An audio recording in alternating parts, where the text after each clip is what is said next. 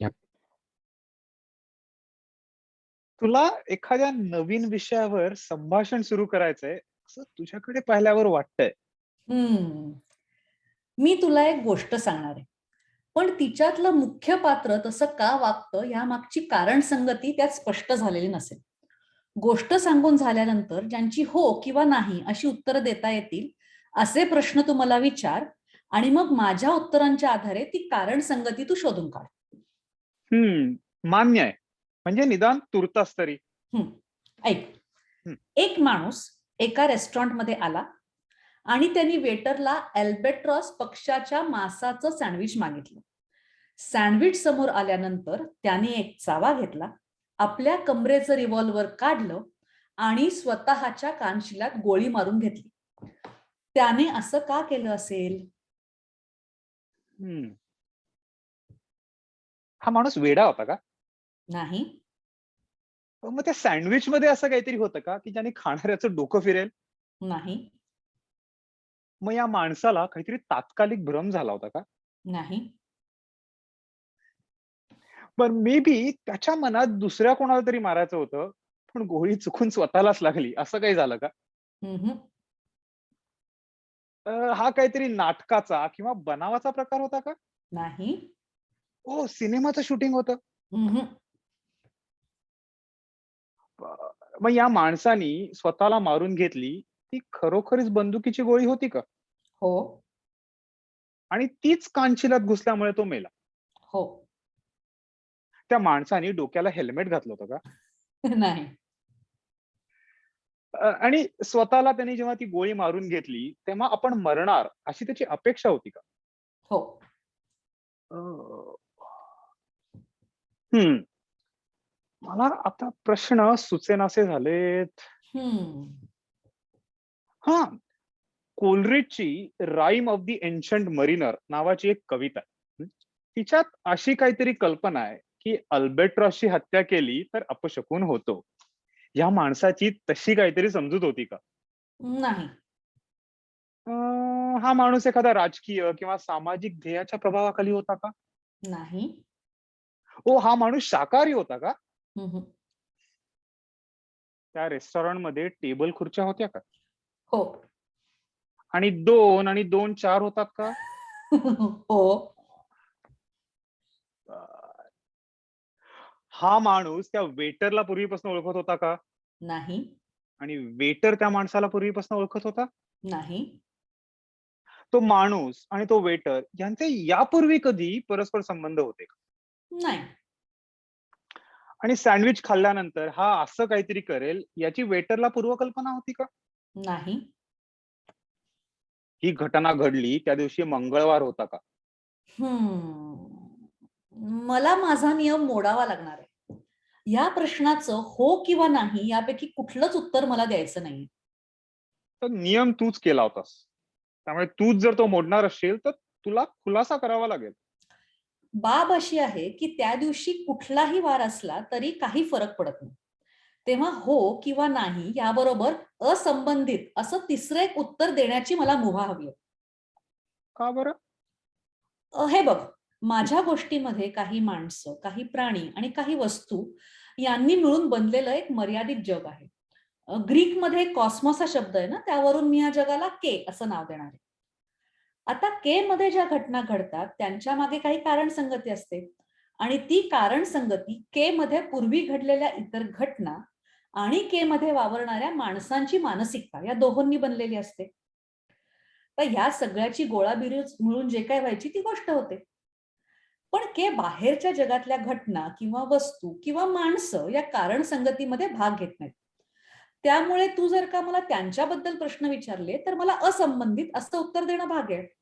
अ, उदाहरणार्थ समज जर का तू विचारलंस की त्या आई, माणसाची आई मारकुटी होती का, तर मी असंबंधित असं म्हणेन. पण मगाशी मी जेव्हा 2 आणि 2 4 होतात का असं विचारलं, तेव्हा तू हो का म्हणालीस? म्हणजे तेव्हा तुला असंबंधित असं म्हणावंसं का नाही वाटलं? कारण ते असंबंधित नाहीये. आपल्या जगात जे सर्वसाधारण तर्कशास्त्राचे नियम आहेत तेच के मध्ये लागू होतात असं मी गृहीत धरलंय.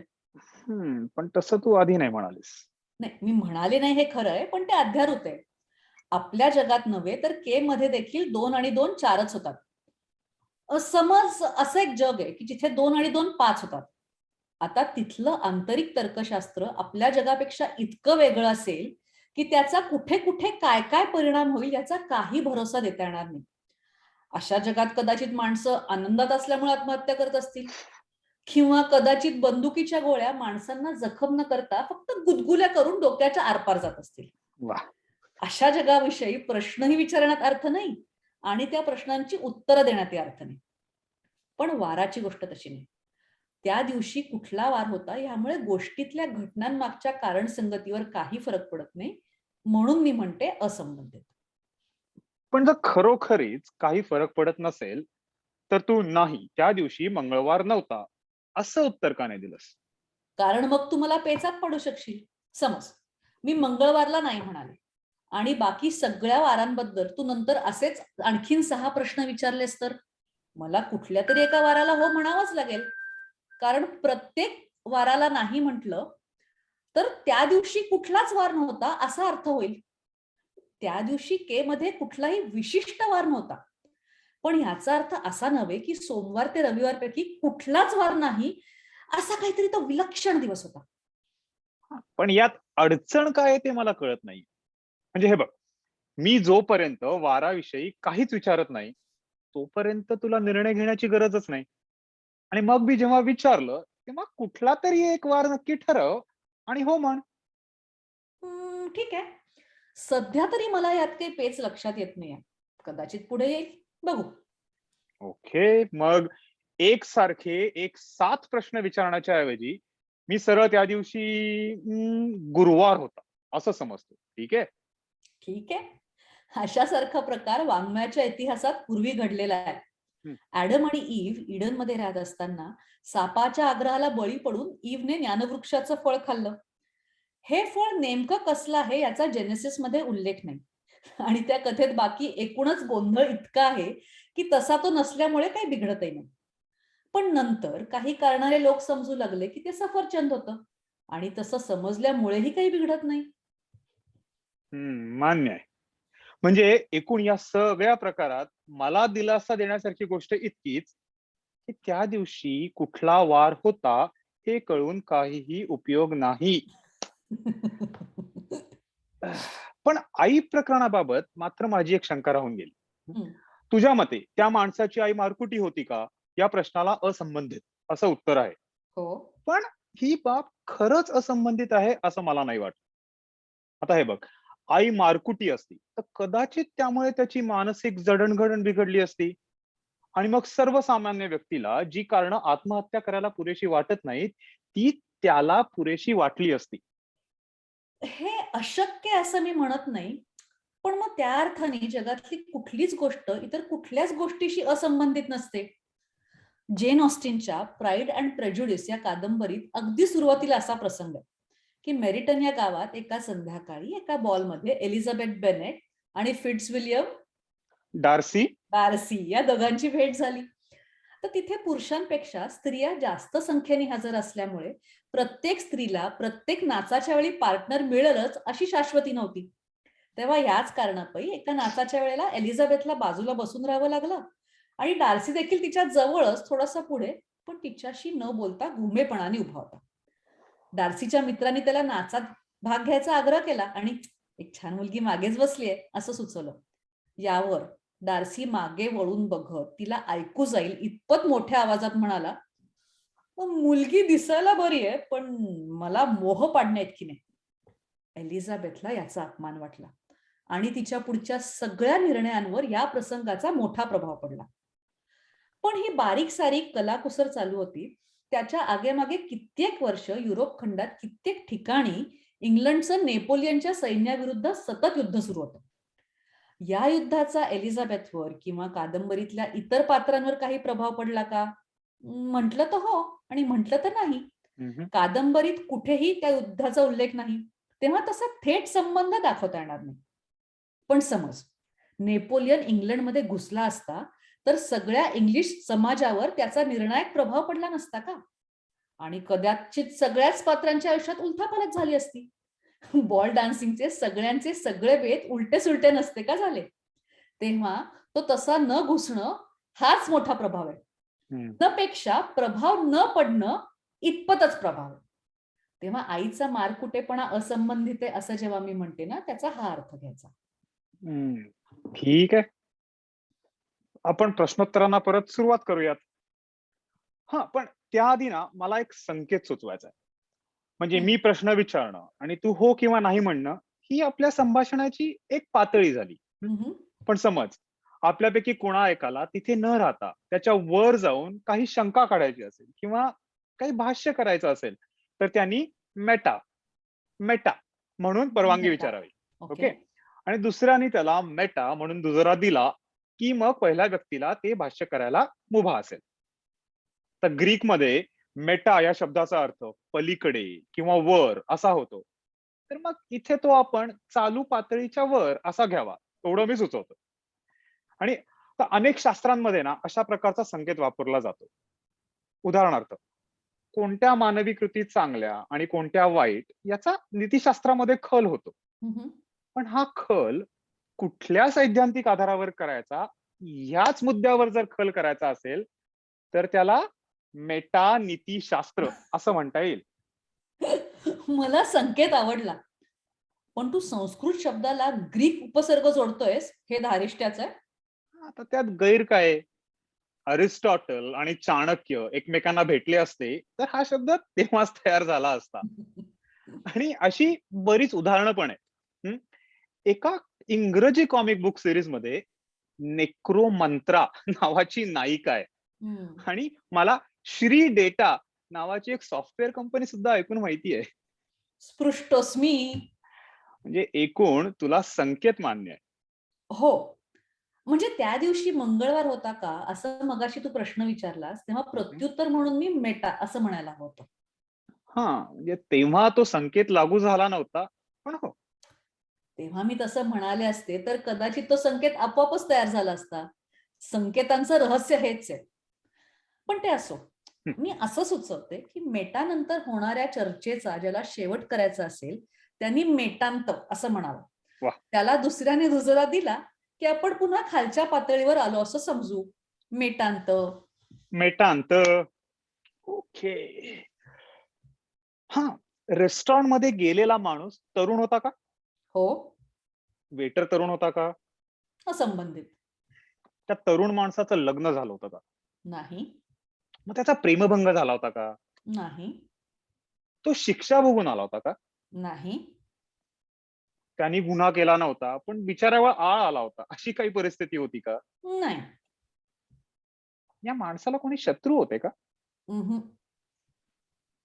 पण प्रत्यक्षात जे या माणसाला शत्रू मानत नव्हते, पण ज्यांना तो शत्रू मानत होते, अशा कोणी व्यक्ती होत्या का? नाही. त्याचा कोणी पाठलाग करत होतं का? नाही. हा माणूस मेला तेव्हा तो पैशाच्या अडचणीत होता का? नाही. आणि सँडविचचं बिल भरण्याइतपत पैसे त्याच्या खिशात होते. हो. रेस्टॉरंटमध्ये जाण्याच्या पूर्वी त्यांनी ते रिव्हॉल्वर नुकतंच मिळवलं होतं. नाही. हो. तो नेहमीच कमरेला रिव्हॉल्वर बाळगत असे. हो. तो लष्करात होता. नाही. सरकारी नोकरीत होता. उहुं. हा रेस्टॉरंटमध्ये शिरला तेव्हा आत्महत्या करायचं असं ठरवून आला होता. नाही आणि मेटा. मेटा. तू माझ्या या उत्तराचा वापर अतिशय जपून करावास असं मला सुचवायचंय. मेटांत. थँक्यू. म्हणजे आपण प्रतिस्पर्धी होत अशी माझी समजूत होती. आपण प्रतिस्पर्धी नाही, सहप्रवासी आहोत. मेटांत. मेटांत. या माणसाला जर तिथे अल्बर्ट्रॉस सँडविच मिळालं नसतं, तरीही त्यांनी आत्महत्या केली असती का? नाही. मग अल्बर्ट्रॉस सँडविच हा या माणसाचा आवडीचा प्रकार होता का? नाही. मग नावडीचा प्रकार होता. नाही. त्या सँडविचचा तावा त्यांनी घेतला, तो घास त्यांनी गिळला का? असंबंधित. परत ओपनिंग सापडत नाहीये. हम्म. Let's step back. हे? हा, मला सांग, ही हम्म. गोष्ट निदान पृथ्वीवर तरी घडली का? हो. उत्तर गोलार्धात घडली? नाही. ग्रीनिचच्या पूर्वेला घडली? हो. आशिया खंडात घडली? नाही. आफ्रिका खंडात? हम्म. ऑस्ट्रेलियात? हो. Oh lovely. आणि ही गोष्ट ऑस्ट्रेलियात घडली, याला महत्व आहे का? मेटा. मेटा? कथानकातल्या एखाद्या घटकाला महत्व आहे की नाही याला निश्चित उत्तर असत नाही, कारण हा गुंतागुंतीचा आणि काही प्रमाणात तरतम भावाचा प्रश्न आहे. तर एलिझाबेथ आणि डार्सी यांचे एकमेकांबद्दल गैरसमज होणं याला अतिशय महत्व आहे. एलिझाबेथला अनेक बहिणी असणं याला त्यापेक्षा कमी महत्व आहे, आणि तिच्या बहिणींची संख्या नेमकी 4 असणं याला त्याही पेक्षा कमी महत्व आहे. तरुण अविवाहित स्त्री पुरुषांनी एकमेकांशी एकांतात बोलणं, एकमेकांबरोबर नाच करणं हे सगळीकडच्या रिवाजात बसत असेलच असं नाही. तेव्हा कादंबरी 19व्या शतकातल्या इंग्लंडमध्ये घडण्याला निदान तितपत तरी महत्व आहे. माझ्याही गोष्टीचं थोडंफार तसंच आहे. तिच्यामध्ये जशा घडल्या तशासारख्या घटना जगात इतर ठिकाणी घडू शकल्या असत्या, तेव्हा त्या अर्थाने ऑस्ट्रेलियाला महत्व आहे. हं. पण ही गोष्ट जगात अगदी कुठेही घडू शकली असती, हे मात्र खरं आहे. तेव्हा त्या अर्थाने ऑस्ट्रेलियाला महत्व आहे. अर्थात मला प्राईड अँड प्रेज्युडिस पेक्षा जास्त समर्पक उदाहरण देणं शक्य आहे, पण मग माझ्या गोष्टीमागचं रहस्य लगेच उघडं पडेल. पण समज तुझी गोष्ट फ्रान्समध्ये घडली असती का? फ्रान्समध्ये ही गोष्ट घडू शकली नसती. ठीक आहे. म्हणजे आता तुझी गोष्ट मला पुरेशी माहिती नाही, त्यामुळे हा निर्वाळा मान्य करणं मला भाग आहे. हं. पण असं समज, आटपाट नगर नावाची दुसरी अशी एक जागा आहे, जिथे ही गोष्ट घडू शकली असती. तर मग तिच्यात ऑस्ट्रेलियाऐवजी आटपाट नगरातले वेगळे स्थानिक संदर्भ मिसळले गेले असते, आणि मग ती एक वेगळी गोष्ट नसती का झाली? हम्म. हे बघ, स्थानिक संदर्भ दरवेळेला तितकेच महत्वाचे असतात असं नाही. स्थानिक संदर्भ बदलले की गोष्ट पूर्णपणे बदलली असं दरवेळेला मी म्हणणार नाही. व्लादिमीर नाबोकोवची करोल दामा वल्येत म्हणजे राजा हं. राणी गुलाम या नावाची एक कादंबरी आहे. मूळ कादंबरी रशियन मध्ये आहे, पण बऱ्याच वर्षांनी लेखकांनी स्वतःच तिचं इंग्रजीत भाषांतर केलं. तर भाषांतराच्या प्रस्तावनेत तो म्हणतो की कादंबरी लिहिली तेव्हा मी बर्लिनमध्ये राहत होतो.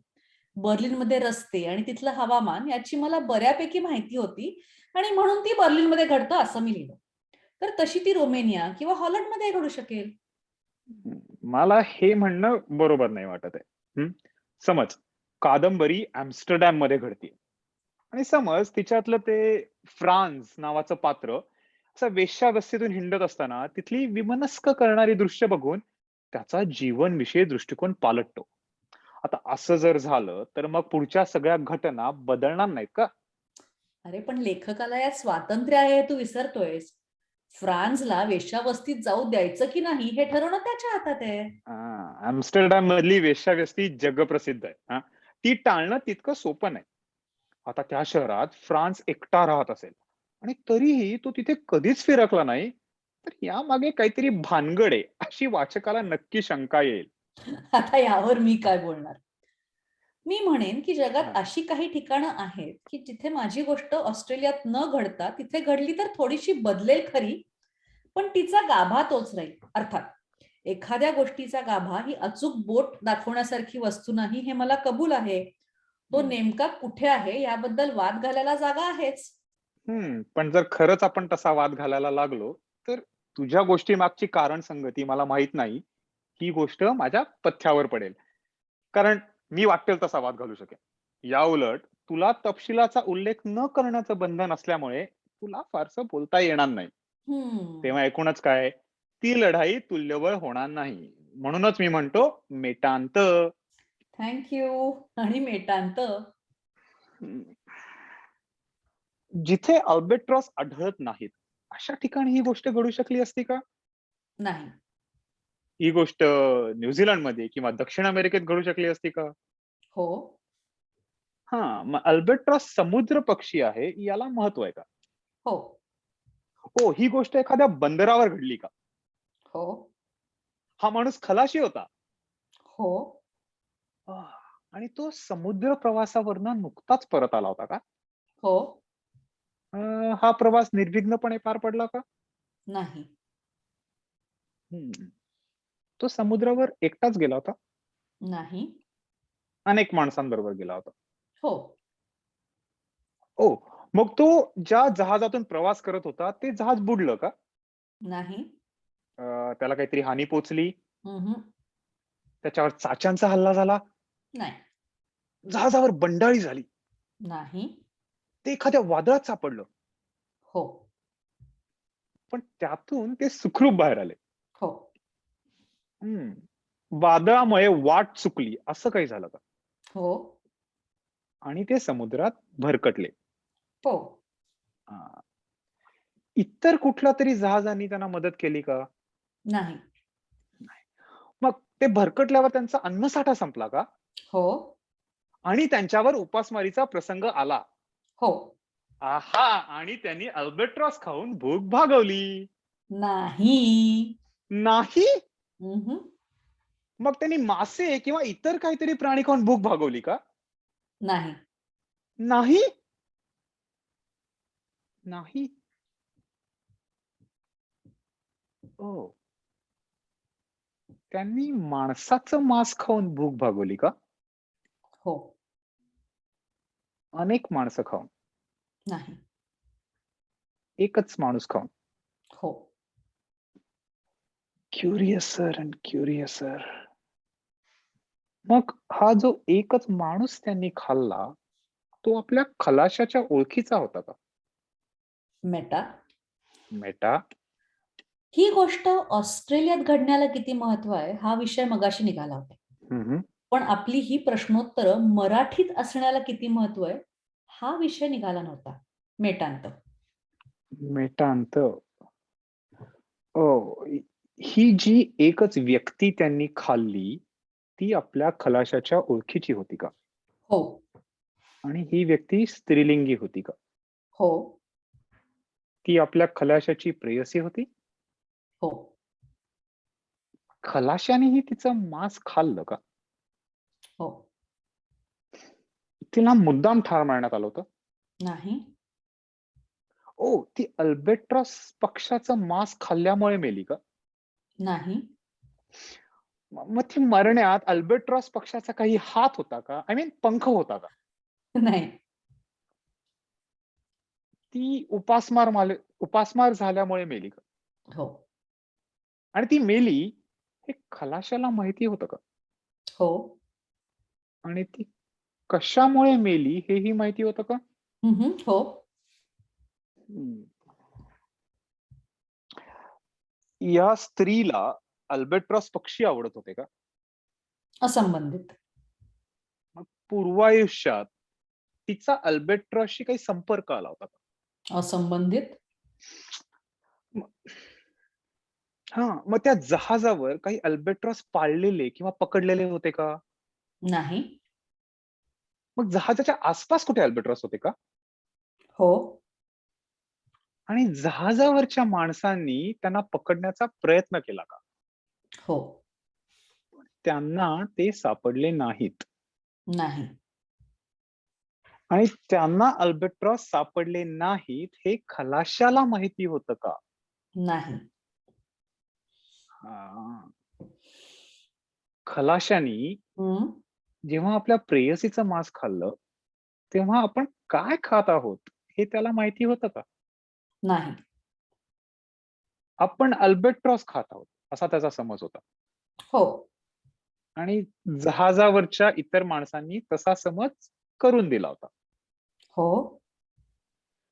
ओके. मग हा माणूस रेस्टॉरंटमध्ये आला, तेव्हा त्यांनी पूर्वी कधीही अल्बेट्रॉस खाल्लेला होता का? नाही. मला वाटतं मला ही गोष्ट समजली. हं. हं. हं. तर या माणसानी आपल्या प्रेयसीचं मांस खाल्लं, तेव्हा ते अल्बेट्रॉसचं आहे, असं त्याला इतरांनी सांगितलं होतं. पण खऱ्या गोष्टीची त्याला कुणकुण होती. म्हणून मुद्दामून अल्बेट्रॉसची चव बघायला तो रेस्टॉरंटमध्ये आला आणि जेव्हा त्याची खात्री झाली, तेव्हा तो धक्का सहन न होऊन त्यानी आत्महत्या केली. बरोबर ओळखलंस. पण खरं तर ना तसं करण्याचं काही कारण नव्हतं. त्याची प्रेयसी मेली यात खलाशाचा काहीच दोष नव्हता. तेव्हा तिचं मांस त्याने खाल्लं यात अपराधी वाटून घेण्यासारखं काही नव्हतं. प्रेत नुसतं समुद्रात देण्यापेक्षा निदान उपयोग तरी झाला त्याचा. अरे अरे अरे अरे एकदम युटिलिटेरियन एथिक्स प्रमाण मानून तू या प्रसंगाचा विचार करतेस. पण गोष्ट सांगणाऱ्याचं तत्वज्ञान त्या गोष्टीतल्या माणसाला बंधनकारक नसतं. आणि तसंही तुझ्या इतका भावनिक बर्फाळलेपणा त्या खलाशामध्ये नसूही शकेल कदाचित. मान्य आहे. पण त्याचं वागणं मला पटलं नाही हेही तितकंच खरं. आता कदाचित त्याच्या आईने प्रेमाची ऊब दिल्यामुळे तो तसा झाला असेल. पण आता हे मला कसं माहित असणार?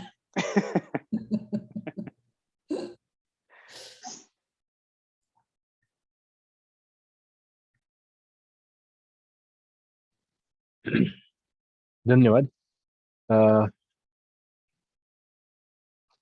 ही होती आपली पहिली एकांकिका अल्बट्रॉस सँडविच. आता आपण लगेचच दुसऱ्या एकांकिकेला सुरुवात करूया. दुसऱ्या एकांकिकेचं नाव आहे आउट ॲट द सी. लेखक आहेत स्लावोमिर मोरोझेक आणि त्याचा मराठी अनुवाद केला आहे मुकुंद मराठे यांनी.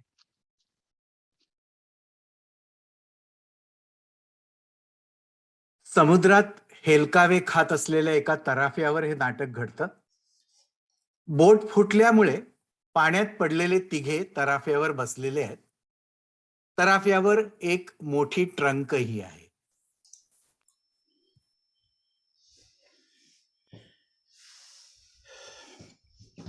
अरे जाम भूक लागली आहे मला. अरे काहीतरी खायला पाहिजे. खरंच संपलंय का सगळं खाणं? अरे सगळं संपलंय रे. एक कणही शिल्लक नाहीये. मला वाटलं एक डबा उरलाय. नाही खलास झालंय रे सगळं. मला काहीतरी हवंय खायला. मला पण. काहीतरी. अरे सभ्य गृहस्थांनो, जरा नीट विचार करा. आपल्याला जे हवंय ते असं. ते काही असू दे रे, दे पण. तू म्हणालास खलास झालंय सगळं, मग काय तुझ्या डोक्यात? आपल्याला खायला हवंय ते काहीतरी नाही, कोणाला तरी. कोणाला तर? मलाही पण इथे तर कोणीच नाही. मलाही कोणीच दिसत नाहीये. फक्त आपण. आपल्याला आपल्यापैकी एकाला खायला पाहिजे. हो ठीक आहे, सुरू करूया चला. हा करूया सुरुवात. अरे श्रीमान, असे पोरकटपणे वागू नका. हे बघा, आपल्याला सगळेजण चला सुरू करूया असं नाही म्हणू शकत. अरे आपल्यापैकी एकाने म्हणायला पाहिजे की महोदय कृपा करून आम्हाला आधी खा.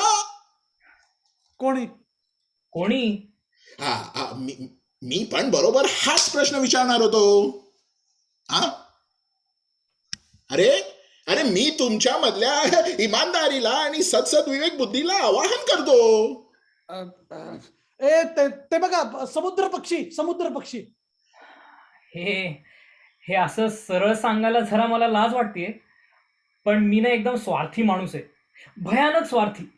अगदी शाळेत असल्यापासून मी माझा डबाही एकटाच खायचो, कोणाला द्यायचो नाही त्यातलं काही. अरे हे फारच वाईट आहे. बरं मग आपल्याला ना चिठ्ठ्या टाकाव्या लागतील. हा ठीक आहे. हा तोच एक मार्ग आहे. आपण असं करूया, प्रथम ना मी तुमच्या दोघांपैकी एक जण एक आकडा सांगेल. मग दुसरा अजून एक आकडा सांगेल आणि मग मी शेवटी मीही एक आकडा सांगेन. आणि जर का त्या 3 आकड्यांची बेरीज व्यस्त आली तर मी हरलो आणि तुम्ही मला खा. पण जर का ती बेरीज सम आली तर तुमच्यापैकी एकाला खायचं. नाही, मला असली सट्टेबाजी आवडत नाही. आणि तू बेरीज चुकीची केलीस तर? अरे आता तुमचा माझ्यावर विश्वासच नसेल तर म्हणजे काहीतरी दुसरा मार्ग शोधूया. हे बघ, आपण सगळे सुशिक्षित आहोत. हे चिठ्ठ्या टाकणं म्हणजे एकदम पुरातन काळातलं वाटतं. नाही तर काय, काहीतरी वेगळं भोंदूपणा. ठीक आहे. तर मग ना आपण निवडणूक घेऊया. हे चांगलं आहे. तू आणि मी आघाडी स्थापन करूया, हा म्हणजे प्रचाराला सोपं जाईल. वा वा वा वा वा. अरे पण संसदीय लोकशाही आता जुनी झालीये. अरे अरे पण दुसरा काहीच मार्ग नाहीये. आता तुला जर हुकुमशाही शाही हवी असेल ना, तर मी सत्ता बळकवायला अगदी तयार आहे. नाही नाही नाही नाही नाही हा.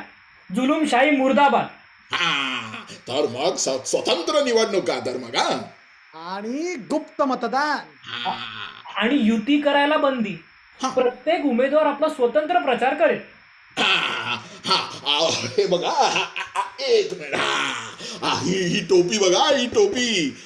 ही टोपी आहे. आपल्याला उमेदवाराचं नाव लिहून या टोपीत मतदान पत्रिका टाकायच्या. हा माझ्याकडे पेन नाहीये. अरे मी देईन ना. हा हे घे. निवडणुकांचा विजय असो. हा एक मिनिट हा. जर आपण सुशिक्षित समाजाप्रमाणे निवडणूक घेणार असलो तर मग निवडणूक पूर्व प्रचाराला बगल देऊन चालणार नाही. सगळ्या पुढारलेल्या जगात निवडणुकीपूर्वी प्रचार होतो. म्हणजे तुला जर हवंच असेल तर ठीक आहे, पण लवकर आटपा चला. हा हा तर आता प्रचाराचा नारळ आता फुटलाय. तर कोण पहिलं भाषा करणार आहे? ए तू करतोस? मी नंतर जातो. माझं वक्तृत्व एवढं चांगलं नाहीये. अरे पण तूच तर सुचवलंस ना. बरोबर आहे. हे सगळं निवडणुका आणि राजकारण ही तुझी बडबड आहे, म्हणजे तुलाच पहिलं भाषण केलं पाहिजे. ठीक आहे, जशी तुमची मर्जी. हा तर अरे अरे अरे हे काय सगळं? हे बघा, तुम्ही आमची दिशाभूल करू नका. आम्ही सामान्य जनता आहोत. अगदी बरोबर आहे. उगाच गोड गोड बोलू नका. आम्हाला संपूर्ण सत्य हवंय.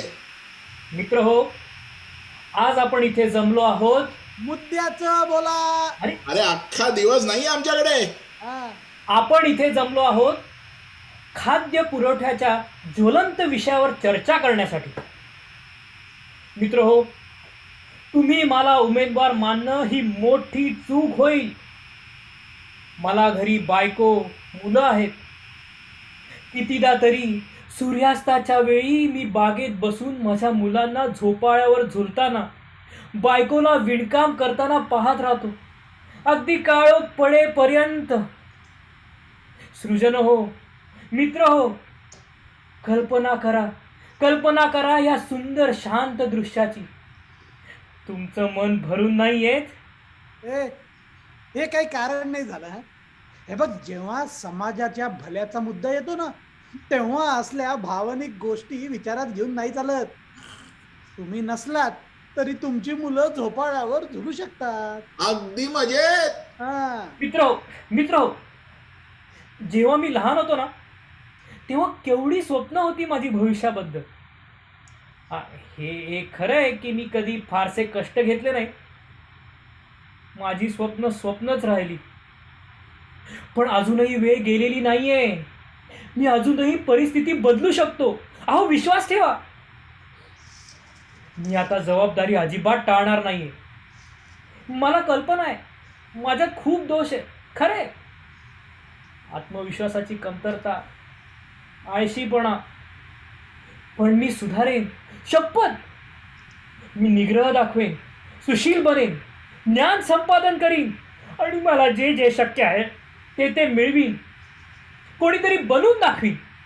मोठ्यांदा बोल. अरे कोणीतरी बनून दाखवीन. स्वार्थी लेखाचा. अरे आम्हाला खाणं हवंय, खाणं. अरे आपण सगळे जण एकदम 1 2 3 जेवण. अरे नाही, असं करू नका प्लीज. असं करू नका. आता माझी पाळी आहे.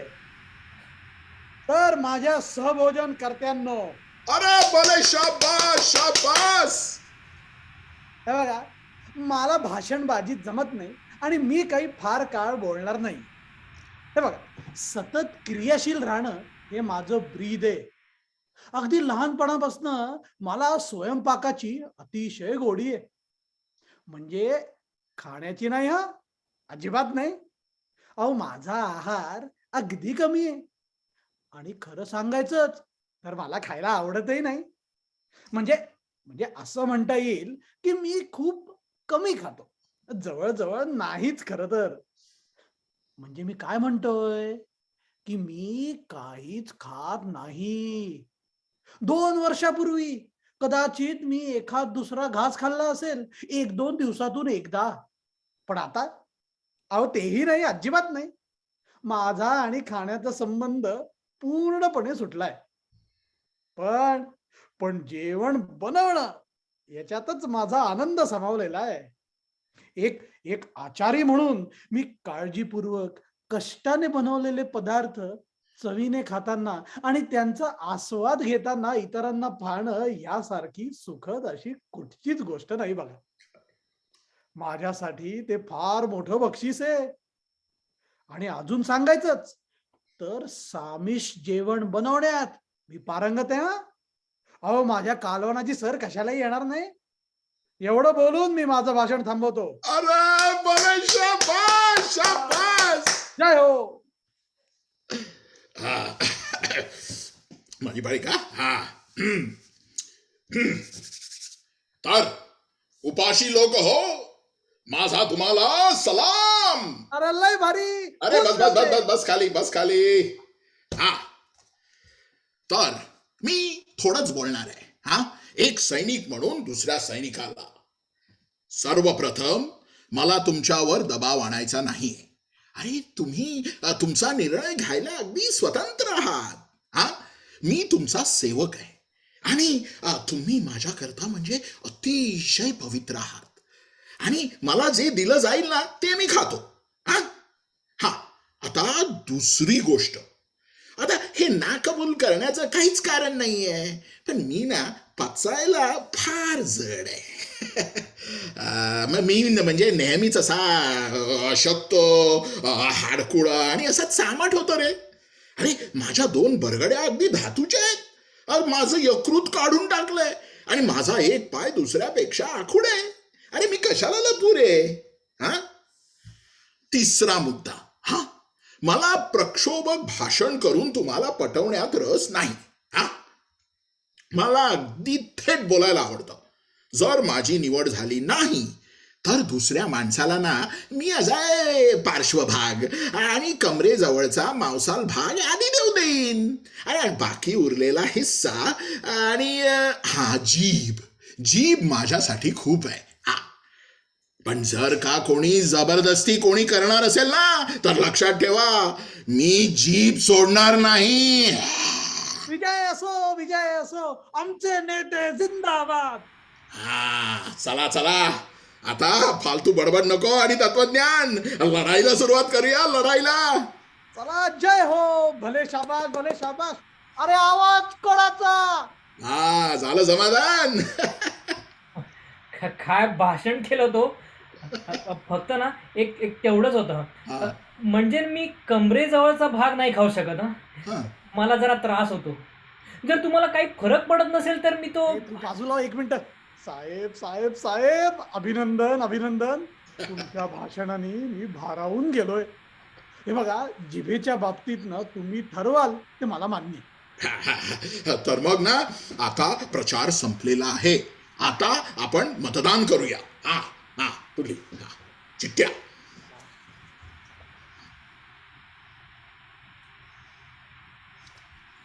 हे घ्या.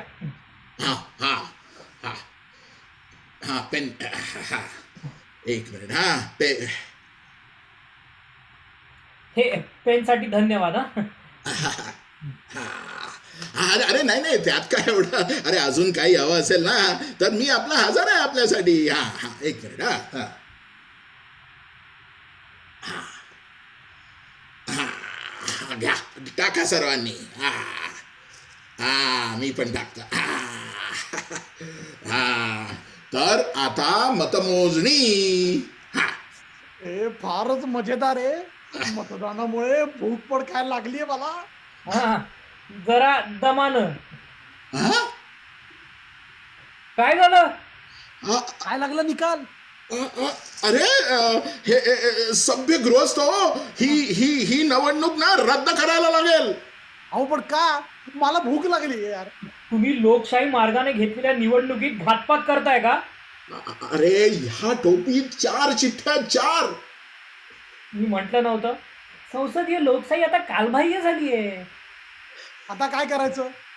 अरे हा घटनात्मक पेच प्रसंग आहे.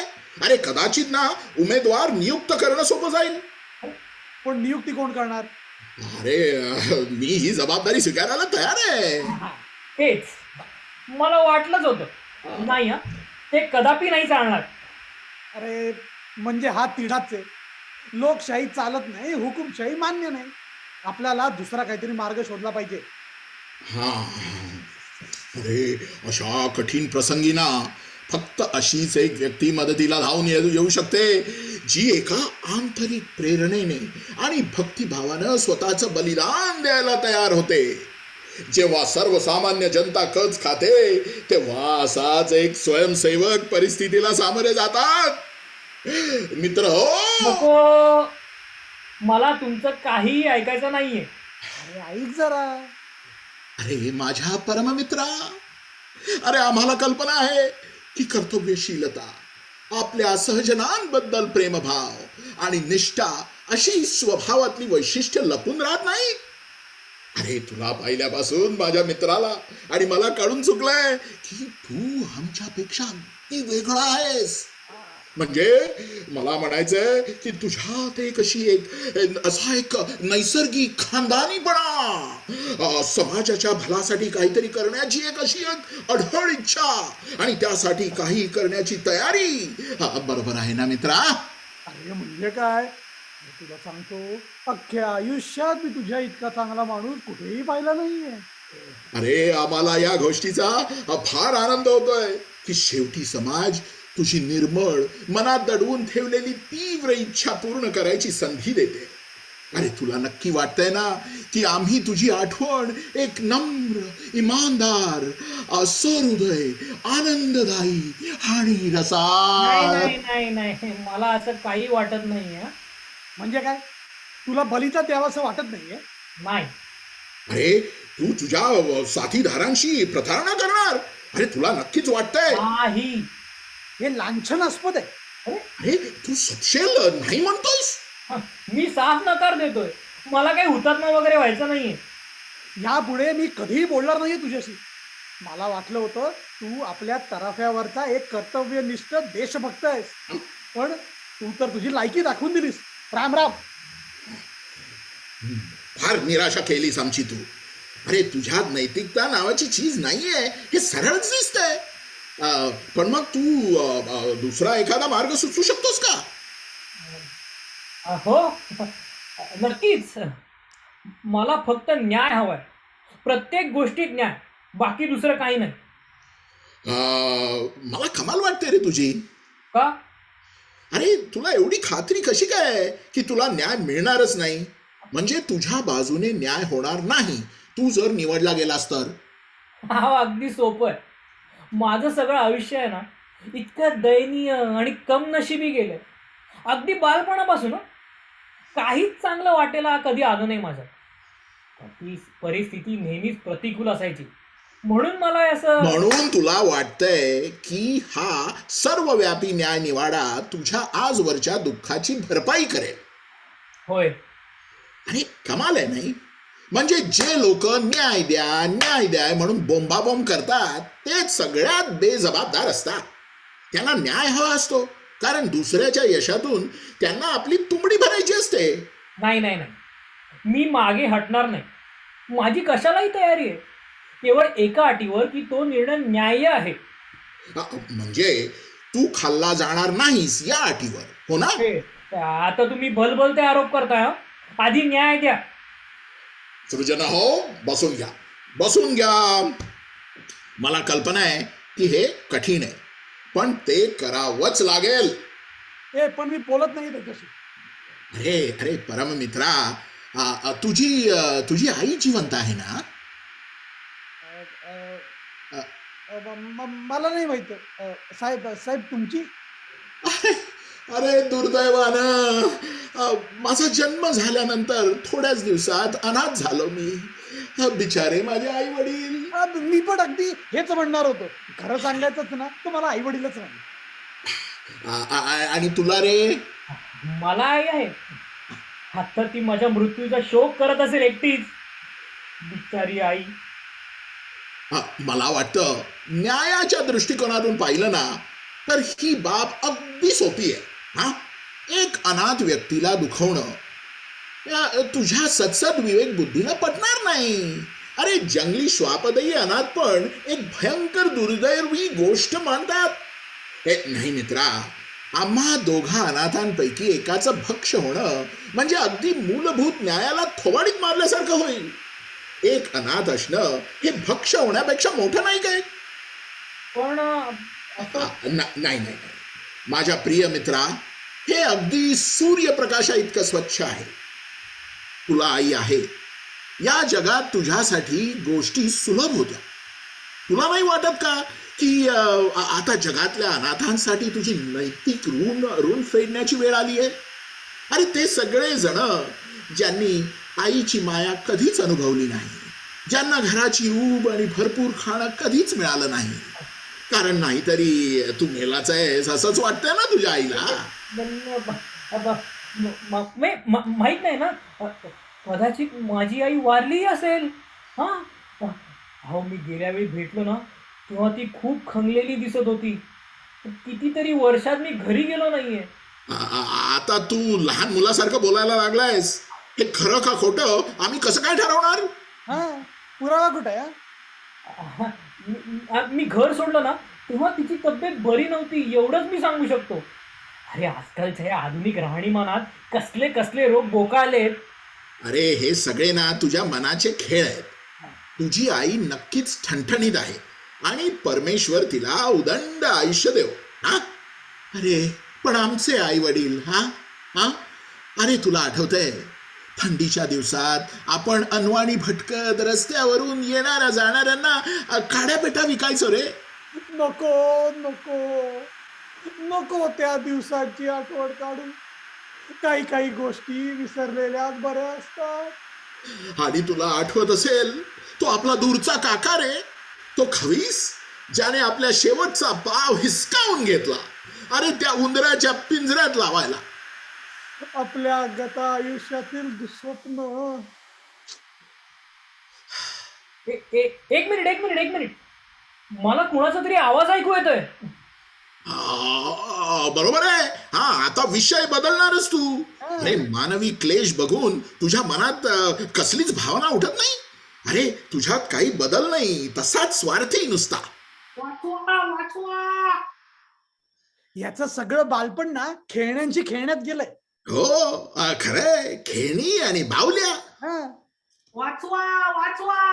अहो नाही, पहा ह्यावेळी नक्की ऐकू आला मला आवाज. वाचवा. हे बघ. अरे हो, अरे कोणीतरी पोत आपल्या दिशेने येतोय. अरे अनाथ मुलांचं नशीबच फुटकं. कोणीतरी खायला घेऊन येत असेल साहेब. आता मला नीट दिसतंय. एक हात मारत पोहतोय आणि दुसऱ्या हातात काहीतरी धरलंय. हो, अगदी शक्य आहे. एखादा शेतकरी आपल्याला वासराला घेऊन बाजाराला जाताना पाण्यात पडला असेल. आणि एका हाताने पोहत दुसऱ्या हाताने तो त्या वासराला सावरत असा येत. अरे आता दिसला मला तो दिसला. कोणीतरी गणवेश घातलेला आहे. वाचवा. अरे हात दे. घ्या वर त्याला. हात घे.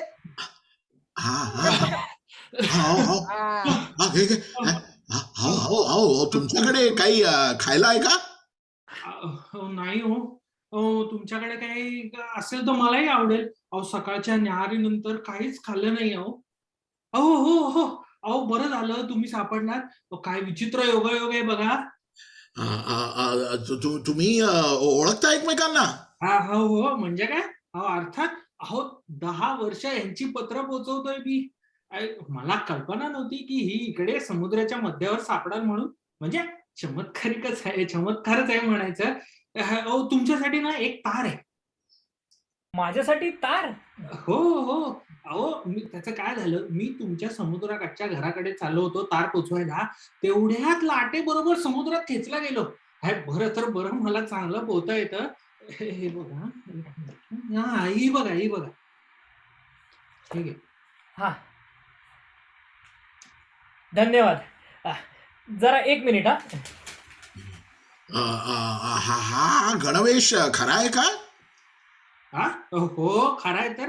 नाही, फक्त जरा भिजलाय. त्याचं काय आहे ना, मी पाण्यात गेलो ना की ये बात. नाही, काय झालं? मित्र हो, एक वाईट बातमी आहे. माझी आई वारली. लागली वाट. आता विषय चाललाय तर मीही हे नमूद करू इच्छितो की आता मीही तुमच्यासारखाच अनाथ झालोय. त्यामुळे आता चर्चेला पुन्हा एकदा सुरुवात करूया की आपल्यापैकी कुणाला खायचं. माझा निषेध आहे. हा? ही तुझी ना चाल आहे. पोस्टमन बरोबर संगनमत करून तू हा बनाव रचलायस. हा, हो हो, आपलं काम चोख करणाऱ्या सरकारी नोकराचा असा अपमान करताय तुम्ही. किती पैसे दिलेस याला? तुम्ही दोघं एकाच शाळेत असणार. हा. अगदी बिनबुडाचा आरोप करताय ना तुम्ही. हो, या पोस्टमनलाच विचारा ना की मी काही हा कट केला होता का म्हणून. ठीक आहे. आम्ही विचारूच. पण जर का तो हो म्हणाला, गुन्हा कबूल केला त्याने, तर पुढे काही चौकशी न करता आम्ही तुला ना खाऊन टाकू. आणि जर त्याने ना कबूल केलं ना, तर आम्ही या पोस्टमनला खाऊ. हो, हे काय चाललंय मला खाण्याबद्दल? अहो, मी आत्ता इथे आलोय. म्हणूनच ना. तू असा चांगला ताजा असशील, चालेल आम्हाला. काय रे? साहेब, आपण दोघांनाही खाल्लं तर? हं? म्हणजे बघा ना, एकाला भाजून खाऊ आणि दुसऱ्याला सॅलड बरोबर किंवा फळांचा रस्सा बनवून किंवा ऐका किंवा खारवून किंवा एकावर दुसऱ्याला जर का असं ठेवलं आणि त्यांचा आपण हे केला ना, तर ते जास्ती चांगलं लागेल. कदाचित ना हा पोस्टमन अनाथ असेल. हा, आपण तिघं कसे असे घरदार नसलेले, कोणालाच नको असे. आपण त्याला विचारायला पाहिजे नाही. नाही. मी ना दुसऱ्याची ना दारू बनवेन. आपण पोस्टमन पासून दारू बनते का रे? नाही, बरोबर आहे.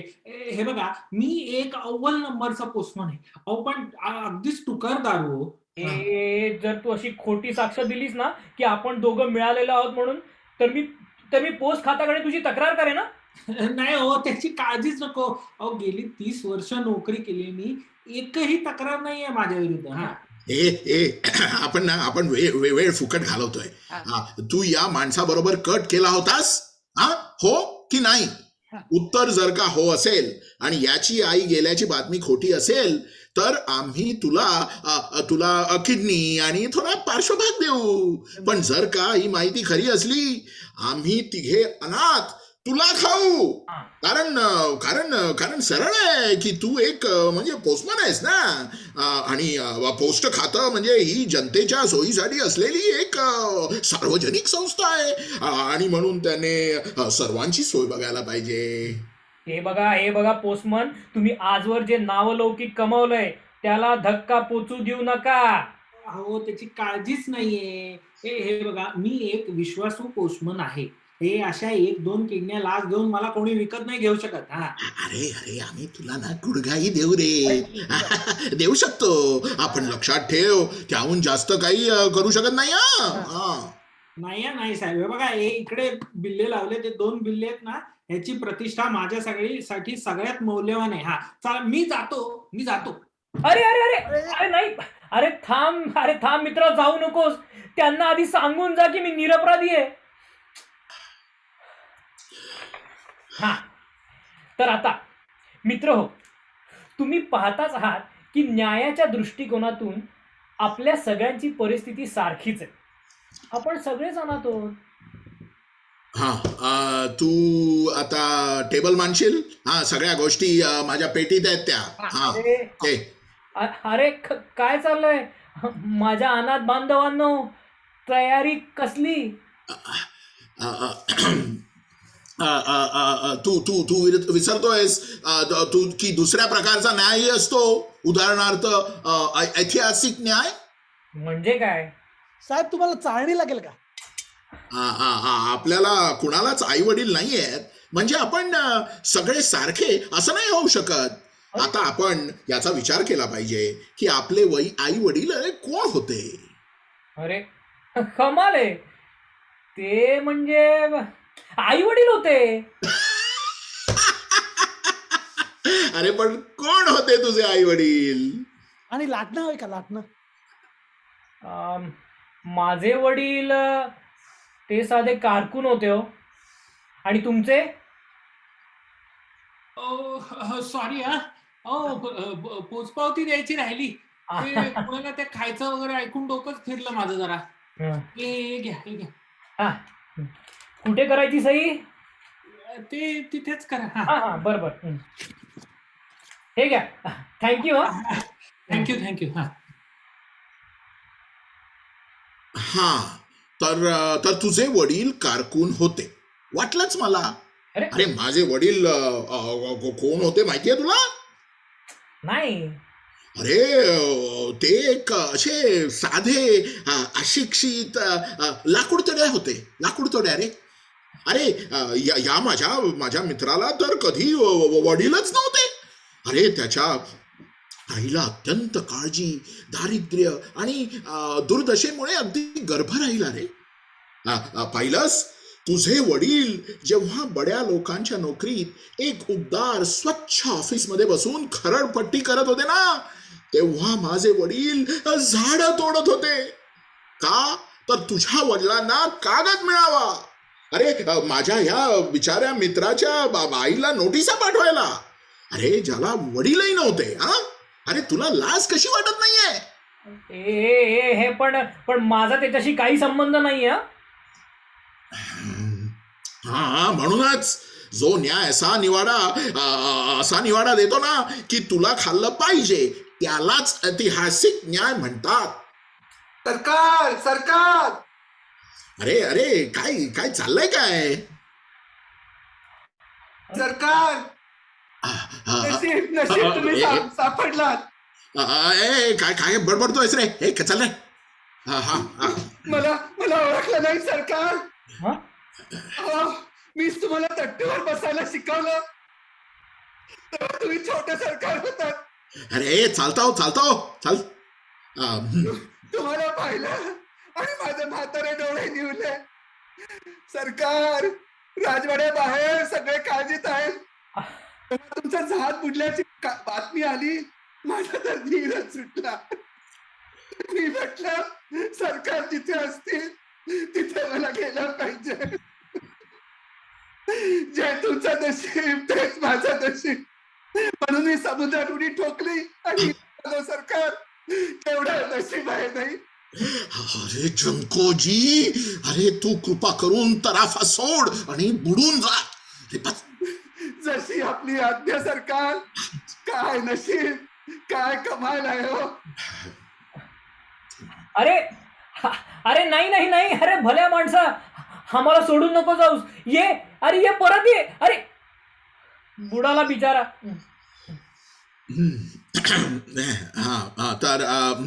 तर मी काय सांगत होतो की तुलाही दिसेल की ऐतिहासिक न्याय ज्याला. मलाही दिसेल हो का. मला एवढंच दिसतंय की तू एका राजवाड्यात राहत होतास आणि तट्टूवर बसायचे धडे घेत होतास. तट्टू. अरे माझ्या वडिलांची एक गाढव घ्यायची पण ऐपत नव्हती. तुला तुझ्याच बालपणाचं काहीतरी आठवत असेल रे. हे फार होतंय आता. तुझं म्हणणं आहे की मी तट्टूवर बसायचो. तर काय. अरे तूच तर म्हणालास काही वेळापूर्वी. आता मात्र हद्द झाली. हे मी स्पष्टपणे जाहीर करतो की माझा कुठल्याही तट्टू बरोबर कधीही संबंध आलेला नाहीये. आणि माझाही नाही. अरे माझ्या गरीब वडिलांना तर तट्टू हा शब्दही माहिती नव्हता. अरे ते अशिक्षित होते. बिचारा तट्टू कोणालाच नको येते. अरे तुला लाज नाही वाटत. तुला त्या प्राण्याची दया नाही येत. काही झालं तरी तुझ्या लहानपणीच्या सुंदर आठवणी त्याच्यामुळे. अरे पण तो नोकर ह्याचा. अरे कोण नोकर. तू पाहिलंस का कोणी नोकर. अजिबात नाही. अरे अरे माझ्या प्रिय मित्रा आता मी या बाबतीत तुला आणखी काहीच सांगू शकत नाही. तुला भास होत आहेत रे. ए तुला वेड लागलाय वेड. अरे हा, आणि म्हणूनच आपण काय करतो हेच कळत नसलेला एक माणूस म्हणून तुला अशा लोकांवर अवलंबून राहायला हवं ज्यांना स्वतःला काय हवंय ते बरोबर कळतंय. तुला समाजातून नष्ट केलं पाहिजे आणि त्यासाठी सर्वोत्तम मार्ग म्हणजे तुला समाजाने खाऊन टाकणे. हा, जरा आता टेबल मांड. हा, आता चमचे घेतो. अरे म्हणजे काय, अगदी हे अगदी व्यवस्थित जेवण आहे. सुरी 1 का 2 हा, अरे दोन दोन दोन घे ना. हा, आणि हे नॅपकिन. हो तर सर्व काही कसं सागर संगीत व्हायला हवं. आपण कसे आपण सुसंस्कृत लोक आहोत ना. हा हा हा ते काढ रे, काढ ना ते सगळं. हा प्लीज मला माफ करा. अरे ते प्लेट जरा उजवीकडे सरकव इथे. हा, जरा इकडनं काढ. हा, मला वाटतं ना तुम्हाला मी हे सांगायला हवं. मला विषबाधा झालीये. अरे अरे ती फळाची परडी मध्ये ठेव. हा, अहो ठेव शपथ, ठेव. हा अहो खरंय हे. हा हे आधी तुम्हाला सांगितलं नाही मी, पण मला खाणं तुमच्यासाठी फार धोक्याचं आहे. हा, अरे हा साफ कर रे. हा, जरा तो साफ कर तिकडे. हा, अरे म्हणजे मी काय आडमुठेपणा नाही करत आहे. तुम्हाला काही इजा होऊ नये एवढीच माझी इच्छा आहे. मलाही चांगलं जेवण आवडतं आणि मला कल्पना आहे की हावरटपणामुळे माणसाचं कसं नुकसान होतं ते. जर मला विषबाधा नसती ना तर मी विरोध केला नसता, खरंय. पण सगळी परिस्थिती बघता हे माझं कर्तव्य आहे तुम्हाला सांगणं. हा, चला आता. हा, मस्त आपण सुरू करूया. हा,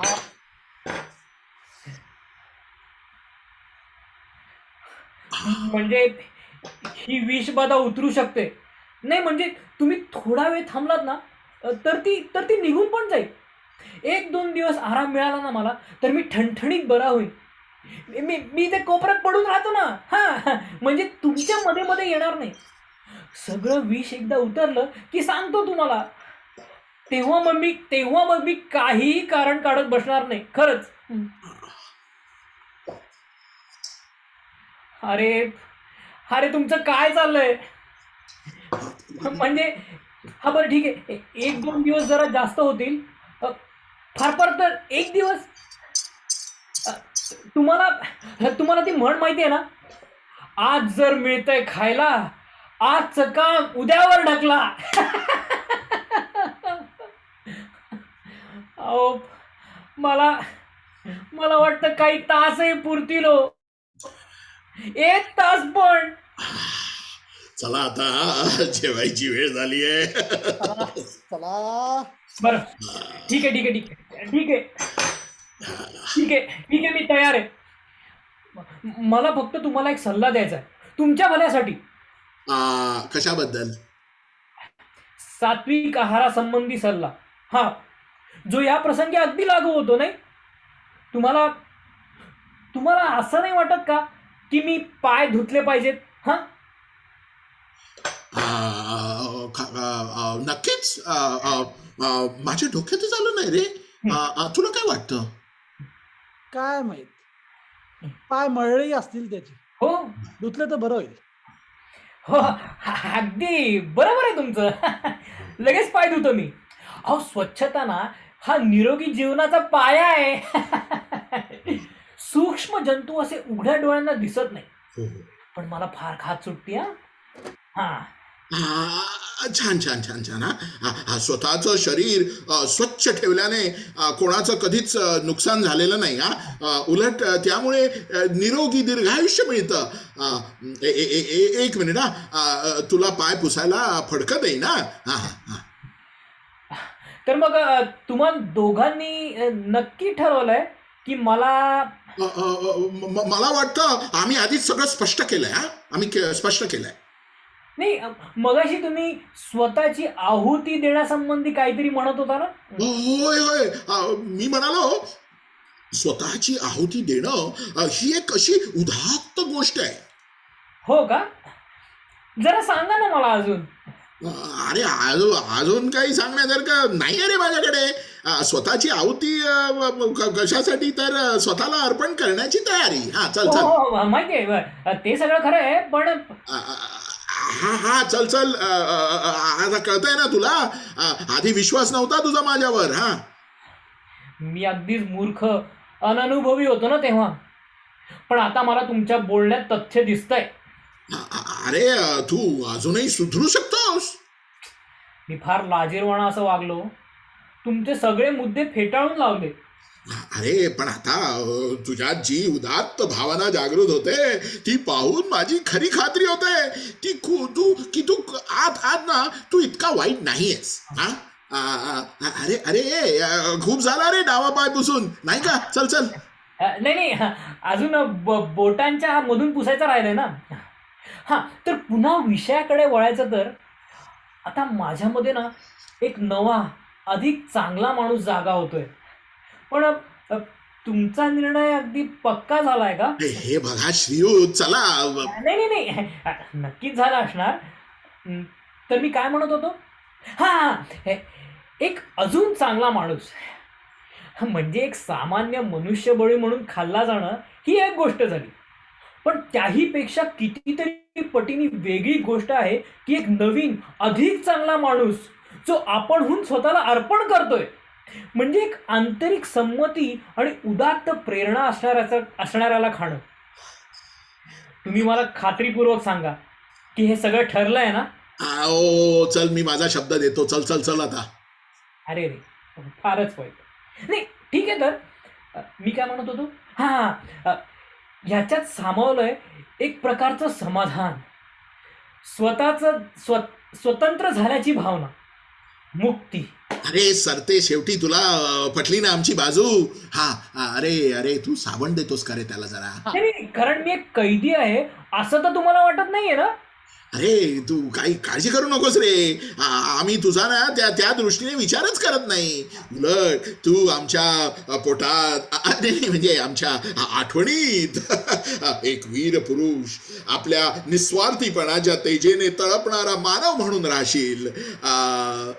मला वाटतं तो डावा पाय आता पूर्ण स्वच्छ झालाय. नाही चल चल. झालाय तसा. उजवा पायी झालाच आहे आता. मला फडकं द्या म्हणजे मी पाण्यातून बाहेर येतो. हा घे घे घे. जशी आपली मर्जी. हा हा मला वाटतं हा ते बरं होईल. हा आता एवढा महत्वाचा निर्णय घेतलेला मी पहिला मानव, स्वतःहून दुसऱ्यासाठी आपला बळी देणारा मी पहिली व्यक्ती. मला काय वाटतं माहितीये का, तुला ना दुसरा साबण लावायला पाहिजे. अरे नाही रे. हा साबण ठीक आहे. आपण थांबू थोडा वेळ अजून. थांबू? माझे मित्र असे भुकेलेले असताना कदापि नाही. उजव्या पायाला अजून काही क्षण आणि मग झालं. हा चल चल. आता एवढा मोठा साक्षात्कार झाल्यावर माझ्या पायांचं काहीच वाटेनासं झालंय. खाण राहिले तरी चालतील. चला चला झालं आता. हे घे हे घे. हा हे घे फडकं. सृजन हो, तुमचे मनापासून आभार. अखेर मी खरा मानव झालो. मला कळून चुकलंय की मी एक आदर्श मानव आहे. हा ठीक आहे ठीक आहे चल. हा मला माझा स्वाभिमान सापडलाय. म्हणजे बघा ना प्रसंग काय की आपण तिघे आहोत आणि त्यापैकी फक्त मी उरलेल्या दोघांना वाचवतोय. मला म्हणजे तुमची हरकत नसेल तर मुक्ती ह्या विषयावर एक छोटंसं भाषण द्यायचं आहे. फार लांब नाहीये ना? नाही फक्त 2 शब्द. हा ठीक आहे ठीक आहे कर सुरू. स्वातंत्र्य. स्वातंत्र्य म्हणजे काहीच नाही हो. खरी खुरी मुक्ती यालाच खरा अर्थ आहे.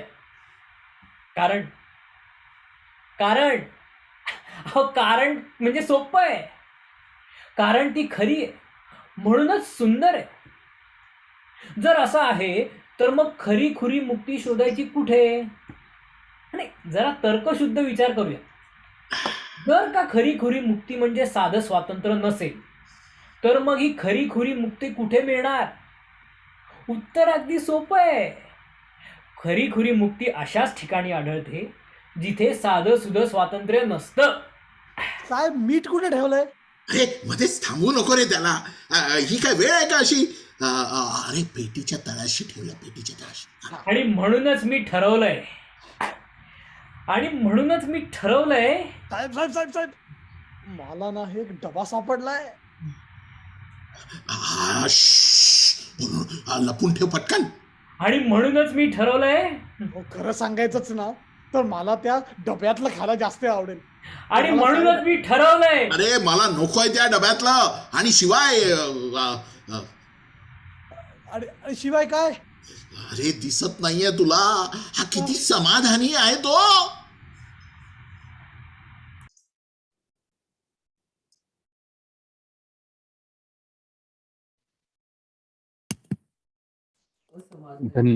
धन्यवाद.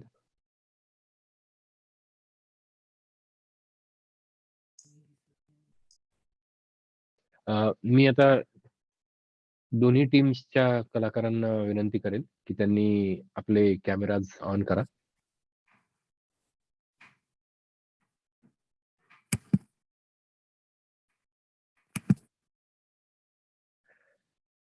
थँक्यू. 1 2 3 4 5 थँक्यू.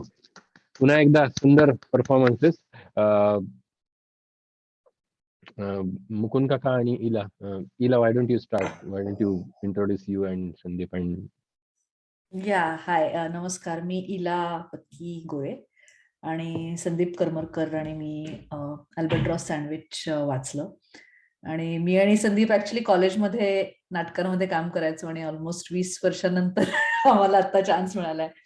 सो ऍक्च्युली आपले लेखक आहेत, त्यांना आणता येईल का? म्हणजे हो, आणतो ना. मुकुंद काका, तुम्हाला तुमच्या कास्टची ओळख करून द्या. नमस्कार, मी मुकुंद मराठे. माझी कास्ट होती जाडा संजीव रेडकर, मध्यम अनन्य जोशी, लुकडा अभय परांजपे, पोस्टमन अभिषेक रांगणेकर आणि नोकर शशांक दिवेकर. नमस्कार. सो आपल्याबरोबर आता जयदीप जॉईन झालाय. जयदीप चिपलकट्टी. जयदीप, तुला अनम्यूट करायला लागेल पटकन.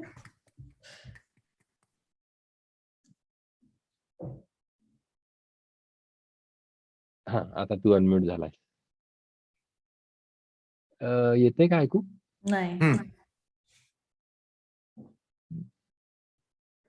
एक minute. While the audio problem is getting solved. Jaydeep, जर तो नाही झाला सॉल्व तर तू इकडे येऊ शकतोस. नाही, तू मग प्रॉब्लेम तुला माझ्या इकडे यायला लागेल.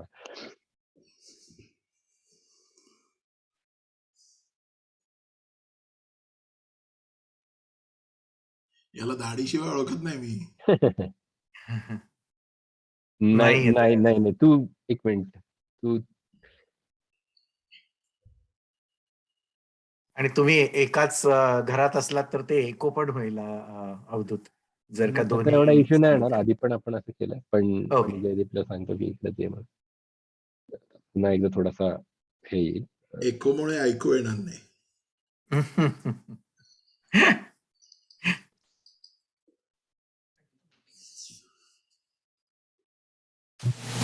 हॅलो हॅलो, तुम्हाला माझा ऐकू येते तुम्हाला लोकांना? येत आहे. ओके.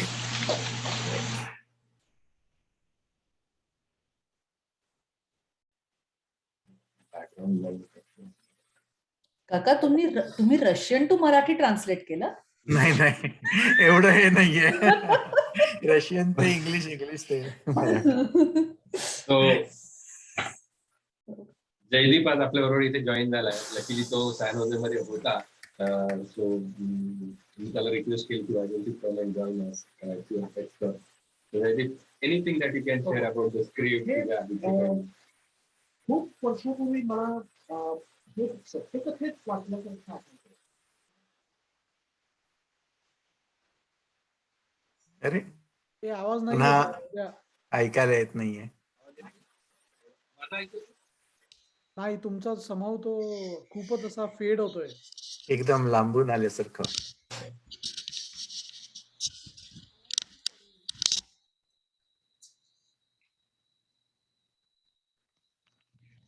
Hello hello hello. हा, येतोय. तो हेडफोन लावल्यावर येते, त्याला हेडफोन दे.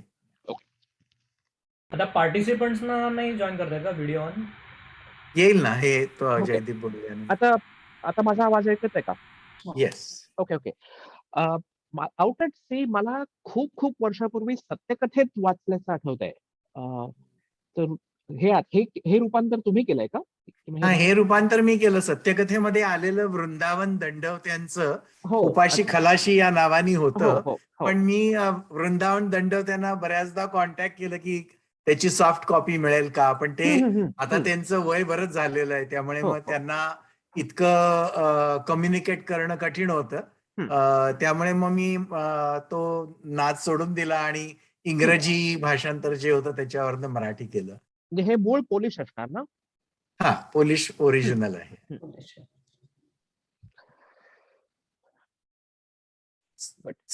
जयदीप, तुझी एकांकिका खूपच आम्हाला आवडली, कारण ती एवढी छोटीशी गोष्ट आहे अल्बट्रॉस सूपची, त्याचं इतक्या सुंदर रीतीने त्याच्या एकांकिकेमध्ये रूपांतर करणं, आणि दोघांनी इला आणि संदीप तुम्ही खूपच छान केलं. संदीप, तू पाठ केलं होतंस ते सगळं का? म्हणजे इतकं कमालीचं सफाई होती त्या सगळ्या ह्याच्यामध्ये की कुठेही वाचलं असतंच तर कदाचित त्याच्यात एवढी मजा आली नसती, पण ते पाठांतर केलेलं असल्यामुळे फारच अप्रतिम की तुला ते सगळे त्यातले नुआन्सेस भरता आले आणि स्क्रीनकडे बघतोय असं वाटलं नाही. फारच कमाल, एकदम दोघांचंही खूप छान झाली काम. ते खरं सांगत आता हे तुझं काढण्यात ते तथ्य नाहीये. मला स्वतःला ते खरं म्हणजे एकांकिकेपेक्षा मी त्याला ड्रामॅटिक पीस अशा अर्थाने लिहिलं होतं. पण ठीक आहे, म्हणजे त्याला काय म्हणाल ह्याला काही महत्व नाहीये. हे मी ऍक्च्युली वॉशिंग्टन DC मध्ये लाईव्ह पण परफॉर्म केलं होतं राजन बापट बरोबर. आय थिंक तुमचं बोलणं झालं होतं इफ आय एम नॉट हो, रॉंग. आता राजन माझा मित्र आहे, पण मी त्याला आयुष्यात कधीही भेटलेलो नाही. त्याचे असे खूप मित्र आहेत. म्हणजे आता आमच्या व्हॉट्सअप ग्रुपवरती वगैरे असतो, आम्ही खूपदा गप्पा मारतो, पण प्रत्यक्षात कधीही भेटलेलो नाहीये. एकदा किंवा तरी भेटेन. सो मी आणि राजननी हे DCत अच्छा, केलं अच्छा. होतं आणि तेव्हा मी बेथ केलं होतं हो, आणि हो, राजन right. गेलेला होता. राईट, म्हणून राईट. मग यावेळी आम्ही म्हटलं आपण उलट ट्राय करू अशा. या, आणि हे झूम वरती करण्यासाठी इतकं अप्रोप्रिएट आहे की Perfect ते आहे, दोघे exactly. जण बोलता आहात असं आम्हाला पण त्याचा तेवढाच जास्त आनंद मिळतो. असं की लाईव्ह कसं केलं होतं तर कल्पना नाही, कारण की स्टेजवरती असं नाही, आम्ही बसूनच समीप- म्हणजे हा. छोट्या रूम म्हणजे आमचं तिथे अभिरुची नावाचा एक असाच ग्रुप आहे क्रिएटिव्ह की दर महिन्यात एकदा काहीतरी असतं. तर त्याच्यात मी आणि राजन शेजारी बसून असंच केलं होतं, फक्त म्हणजे पाठांतर करून वाचून सगळं असं. त्यामुळे म्हणजे ते समीप सारखं करण्याला खूप छान आहे की मोठ्या स्टेजवरती ते कसं रंगेल असं लक्षात येत नाही. ती हिब्रू मुळाक्षर जेव्हा मी पहिल्यांदा वाचली तेव्हा म्हटलं की हे माणसांची नावं वाटतायत, हे करूया वगैरे. पण बेथ आणि गिमेल ही मुळाक्षर आहेत. मेटा बेसिकली अल्फा, बीटा आणि गॅमा आहेत ना, राईट. अलेफ, बेथ आणि गिमेल. इंटरेस्टिंग. हो, पण बेथ हे स्त्रीचं नाव वाटतं आणि गिमेल तेव्हा म्हटलं ही वापरूया. तशी घ्यायला. प्लस एलिझाबेथ बेनेट आहेच आपल्या त्यामुळे.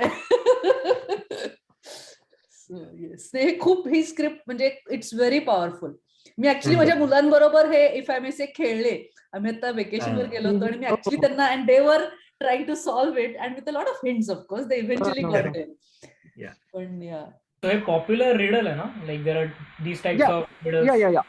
Yeah, they're sometimes called lateral puzzles. I don't think there's anything lateral about them. Okay.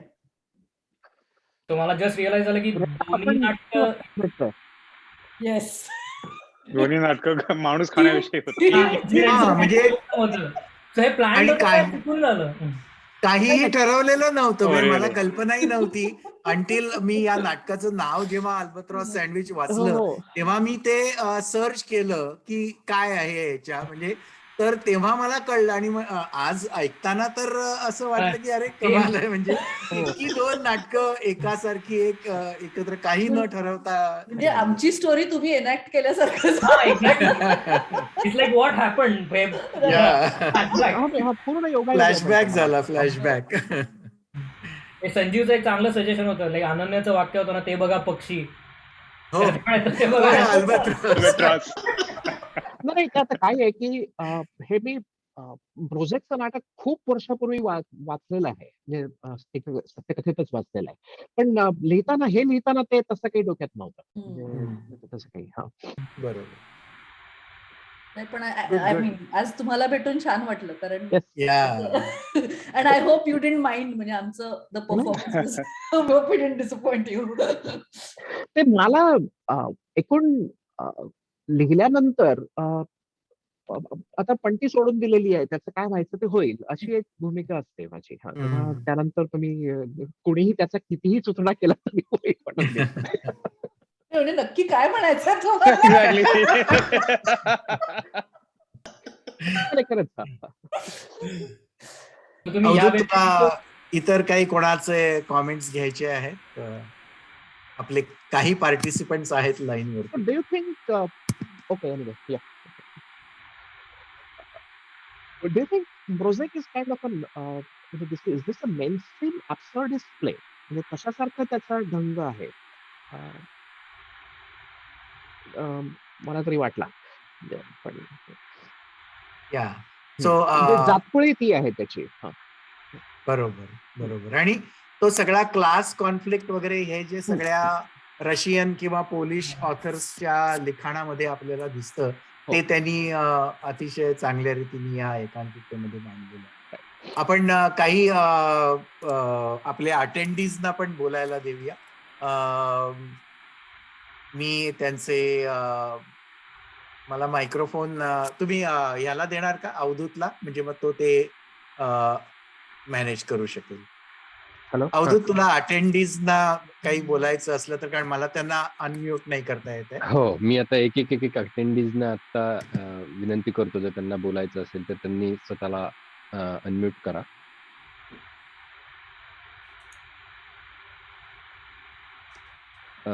मला आज आणखीन एक अनाउन्समेंट अशी करायची आहे नियमावशी तुम्ही बोलायच्या आधी की सुरुवातीला मी सांगितलं तसं की आज आपल्या इव्हेंटचं 5वी अॅनिव्हर्सरी म्हणा किंवा 60 महिने झाले हे सगळं तुमच्या प्रतिसादामुळेच शक्य झालेलं आहे. जस्ट थोडेसे स्टॅटिस्टिक्स जर याच्यासोबत द्यायचे असतील तर आतापर्यंत आपण 91 स्क्रिप्ट्स वाचलेल्या आहेत. 91 वेगवेगळी नाटकं वाचलेली आहेत.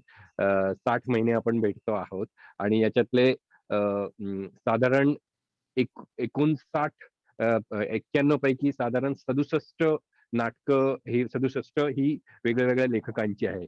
काहींची रिपीट असल्यामुळे ते 91 स्क्रिप्ट आपण वाचलेल्या आहेत. So this is an awesome. आता पुढच्या 1-2-3 महिन्यातच आपण स्क्रिप्टच्या बाबतीत तरी 100ही गाठूत आणि आय होप की असंच आपला हा इव्हेंट चालू राहील. वी आर होपिंग की आता आपल्याला एप्रिलमध्ये तरी कमीत कमी प्रत्यक्षात पुन्हा भेटता येईल आणि सुरू करता येईल. मग आपण हे हायब्रिड मोडमध्ये सुरू जर करता आलं तर तसा विचार करू. त्या दृष्टीने प्रयत्न चाललेले आहेत. बट थँक्यू पुन्हा एकदा. आणि आजच्या या सिग्नेचर इव्हेंटला one of the script author is with us. So काय म्हणायचं त्याला दुग्ध शर्करा योग. Jaydeep thank you again for blessing us with your presence today. हा निमा मावशी तुम्हाला बोलायचंय का?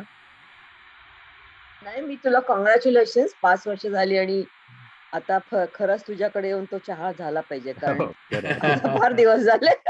पण दोन्ही नाटकं छान होती. जरा मला कधी कधी सेकंड ह्याच्यात थोडं ऍबस्ट्रॅक्ट वाटत होतं पण शेवटी त्यांनी ते बरोबर जुळून आलं. पहिल्या नाटकाचं मला फार आवडलं की ती अशी म्हणजे काय तुम्ही म्हणता ती गेम खेळतो तसं तू तिला म्हणली तशी तीच it could be something else म्हणजे डोकं चालवून असं काहीतरी नवीन पण करता येईल. मी लेखक वगैरे काही नाही लोकांना सांगते करा असं म्हणून पण समथिंग व्हेरी इंटरेस्टिंग. आणि दुसऱ्या नाटकात सुद्धा शेवटी मला असं वाटलं there was a message that was what the whole thing was about. खूप मजा आणि सगळे ओळखीचे लोक आणि इतकी सुंदर कामं करता तुम्ही. It is amazing. फारच छान. थँक्स आणि कॉंग्रॅच्युलेशन्स. आणि अवधूत आणि ऑफकोर्स सगळी कलाचे सगळेच तुम्ही आम्हाला खूप आनंद देताय. थँक्यू. हा शेखर बोल. नाही, दोन्ही नाटकं छान होती. मला एक जाणवलं की पहिल्या नाटकामध्ये अल्बर्ट्रॉस नाटकामध्ये बऱ्याच दिवसांनी खूप विसरलेले शब्द ऐकायला मिळाले. येस म्हणजे दिशाभूल, निर्वाळा, तुल्यबळ. अरे म्हटलं हे शब्द किती दिवसात म्हणजे मी काही लिहायला बसलो असतो तर कधी ते सुचले नसते मला. So thank you. आणि जस्ट टू ऍड टू विसरलेले दॅट शब्द शेखर, आठवले. म्हणजे जयदीपला आवडत नाही हे सगळं सांगितलेलं, पण ज्यांना माहिती नाहीये तो अतिशय वृक्ष अशा गणितासारख्या विषयाचा प्राध्यापक आहे. कॅनडामध्ये तो शिक्षक आहे आणि त्याला भारत आणि कोल्हापूर सोडून खूप वर्ष झाली, पण तरीही सुद्धा त्यांनी त्याच्या स्किल्स आणि त्याचं मराठीतलं प्रभुत्व त्याच्या लिखाणातनं कायम ठेवलं. थँक्यू जयदीप. हा पुढे हा चिटणीस काकू बोला. तुम्हाला अनम्यूट करावे लागेल. हा मी त्यांना केलं. आदित्य म्हणून कोण जॉईन झाले, त्यांना बोलायचं असेल तर त्यांनी पण स्वतःला अनम्यूट करा. आणि जोशी काका, तुम्हाला जर जमलं तर तुम्ही पण स्वतःला अनम्यूट करून बोलू शकता.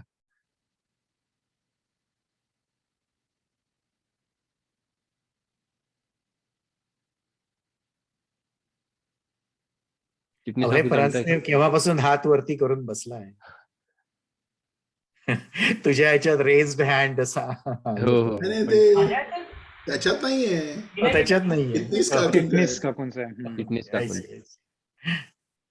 मे बी त्यांना जमत नाही. एनिवे आपण आता वेळेकडे पण लक्ष दिलंच पाहिजे. सो थँक्यू पुन्हा एकदा. आपण जनरली या आपलं इयरली सेलिब्रेशन केक कापून सेलिब्रेट करत असतो. तर आज तो केक मी आणि जयदीपच खाणार आहे. पण जेव्हा केव्हा आपण सगळे एकत्र भेटू तेव्हा पुन्हा एकदा प्रत्यक्षात भेटण्याची सुरुवात आपण केक कापून नक्कीच करत, काहीतरी गोड खाऊन.